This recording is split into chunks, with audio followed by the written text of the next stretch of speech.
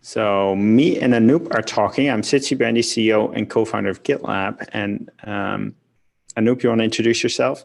Sure. I'm Anoop Daur. I'm the Vice President of Product Management here at GitLab. And we just discussed something, namely, hey, if something is deprioritized, as in it's not getting a lot of engineers, does it mean we shouldn't work on it? The opposite is true. Like GitLab version control, GitLab CI, they both came from a single person working on them. So if there's not a team available, do a single person group.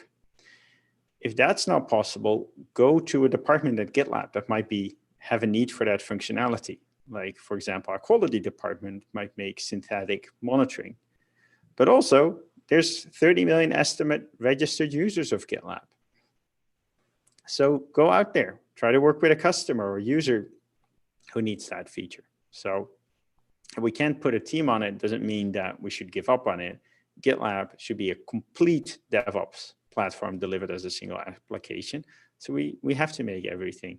And sometimes the constraints of having to make it with a single person actually help.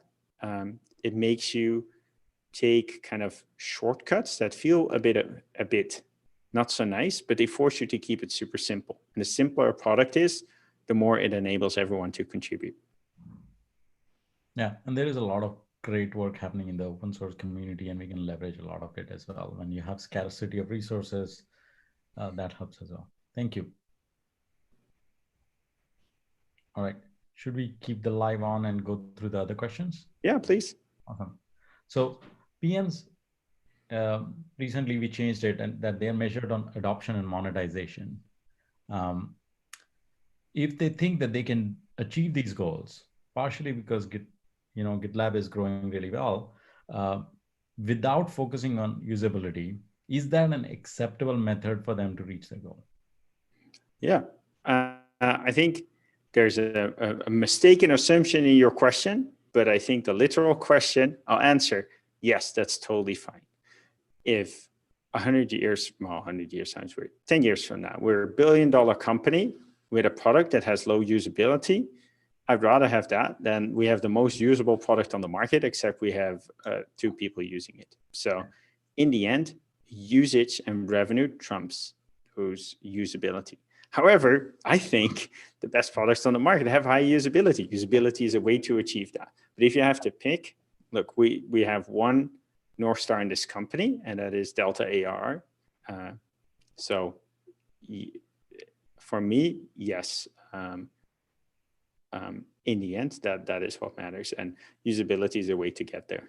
Yeah, I do agree with you. And I do agree that the question was sort of pseudo-loaded because there is a strong correlation between usability and adoption and therefore also monetization over time. But sometimes we do have to make these trade-offs. And so thank you for the clarity. The second question is also around prioritization. We have given a guidance to our team that, hey, prioritize usability in service of adoption over ISCV drivers. And this is much harder in practice because an ISCV is something that's here and now and short term and something that we can tangibly control versus the XMAO adoption takes a little bit longer. You put in a feature, it goes to self-managed customers, they start using it, and then the returns come. How do you think about this? Yeah, I think this is a temporary thing, and it is because of this graph. You can find it if you Google GitLab perception of system usability, and you can see that it's been declining. So we got to get back up to our target of 75. If we get there again, we can start changing it. But right now, it's not acceptable for this score to keep declining. We got to get back up to our target. So just because we're far away from the usability target, that we asked them to focus there more for this quarter. Got it. Yeah. I think my question too was around the difference between usability and ISCV driver. So yeah, but the clarity is useful. Thank you.